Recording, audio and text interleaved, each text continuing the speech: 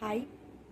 যারা যারা চাকরির পরীক্ষার জন্য নতুন প্রস্তুতি শুরু করছো, তারা অনেকেই বিভিন্ন গ্রুপে বিভিন্ন জায়গায় কোয়ারি করছো যে কিভাবে শুরু করব, কিভাবে রুটিন করব।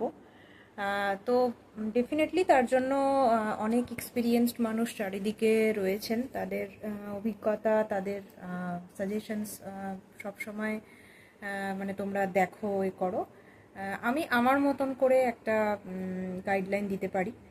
সেটা যদি কারোর কাজে লাগে ভালো, বা অন্য যারা সাজেস্ট করছেন তাদের সাথে কম্বাইন করে বা সেখান থেকে একটু কাটল করে নিজের মতন করে কেটে ছেটে নিজের শিডিউল অনুযায়ী, নিজের সুবিধা অনুযায়ী তোমরা অবশ্যই মানে দেখতে পারো আর কি। প্রথমেই বলবো, যারা একদম নতুন শুরু করছো, মানে যাদের ধরো সেইভাবে চাকরির পরীক্ষা হয়তো 4-5 বছর একদম গ্যাপই দিয়ে দিয়েছো, তারা অলমোস্ট হয়তো নতুন, তাদের হয়তো সাবজেক্টগুলো, চ্যাপ্টার্সগুলো মনে আছে, কিন্তু এখন সেভাবে প্রস্তুতির জায়গাটা একটু ব্রাশ আপ প্রয়োজন। বা যারা একদম একদম শুরু করছো, তাদের প্রথমে বলবো যে যদি স্টেট গভর্নমেন্টের যে এক্সামগুলোকে ফোকাস করো। সামনে পাবলিক সার্ভিস কমিশনের যে কটা এক্সাম রয়েছে, তার ধরো মিসলেনিয়াস সার্ভিস গ্র্যাজুয়েট যারা, তারা এটা অবশ্যই দেখতে পারো। যারা মাধ্যমিক, উচ্চ মাধ্যমিকের যোগ্যতা থেকে করতে চাইছো, তারা ক্লার্কশিপেরগুলো দেখতে পারো। তারা প্রথমেই না প্রিভিয়াস ইয়ার কোয়েশ্চেন পেপারটাকে ডাউনলোড করে নাও খুব ইজিলি। তুমি যে এক্সামটার জন্য সার্চ করতে চাইছো, সেটা প্রিভিয়াস ইয়ার কোয়েশ্চেনটা তুমি ডাউনলোড করে নাও। সেটা মিসলেনিয়াস এক্সাম হতে পারে, সেটা ইন্ডাস্ট্রিয়াল অফিসারের এক্সাম হতে পারে, সেটা ওয়ার্কস অ্যান্ড অ্যাকাউন্টসের, মানে এনি কাইন্ড অফ। এবার এই যে কি কি এক্সাম হয়, কি হয়, সেইটার লিস্টটাও যদি প্রথমে মনে হয় যে সেটা দিয়ে শুরু করতে হবে, তাহলে সব থেকে ভালো একদম গুগল করো যে পাবলিক সার্ভিস কমিশন আমাদের গ্র্যাজুয়েশন যোগ্যতাতে কি কি এক্সাম আমাদের কন্ডাক্ট করে। সেখানে কিছু স্পেশালাইজেশন আছে, কারণ ধরো কমার্সের জন্য স্পেসিফিক কিছু এক্সামস রয়েছে, কিছু কিছু এক্সামস রয়েছে, ধরো হর্টিকালচারের জন্য কিছু এক্সামস রয়েছে। তো এরকম কিছু স্পেসিফিকেশনস ছাড়া মোটামুটি ম্যাক্সিমামই গ্র্যাজুয়েশন একটা জেনারেল, তুমি জাস্ট পাস গ্র্যাজুয়েট হলেই দিতে পারবে, এরকমভাবে তুমি পেয়ে যাবে। যদি সে জায়গা থেকে শুরু করতে হয়, সেই লিস্টটা দেখে নাও। এরপরে তোমরা এক্সাম ধরে ধরে প্রিভিয়াস ইয়ার কোয়েশ্চেন পেপারটাকে একটু দেখো। প্রিভিয়াস ইয়ার কোয়েশ্চেন পেপারটা যে যেভাবে স্বাচ্ছন্দ্য, পিডিএফ যদি ডাউনলোড করে মনে হয় যে পিডিএফেই হ্যাঁ আমি বুঝে নিতে পারবো, তো খুব ভালো। আর নইলে প্রিন্ট আউট, একদম ট্র্যাডিশনাল মেথড। সবার পক্ষে প্রিন্ট আউটটা মনে হতে পারে যে সম্ভব হচ্ছে না, তো সিম্পলি ফোনে ডাউনলোড করে নাও। এরপরে দেখো, দেখো যে কি কি সাবজেক্টের উপর কোশ্চেন আসে, মানে কোন কোন জায়গাগুলো থেকে কি আসে, মানে কি কি চাকরির পরীক্ষা একটা দিতে গেলে অনেক কিছু পড়ে যেতে হয়, কিন্তু কি কি পড়তে হয় মোটামুটি, মানে কি ধরনের জিনিস খায় বা কি ধরনের জিনিস মাথায় দিতে হয়, সেটা একটা ওভারঅল ধারণা হয়ে যাক। তারপরে না বোধহয় তোমাদের রুটিনটা করতে, বা বোধহয় তোমাদের রুটিনে যা যা করতে বলা হবে সেইটা মানে রিলেট করা অনেক সুবিধা হবে। ঠিক আছে, এইটা প্রথম কাজ করতে পারো।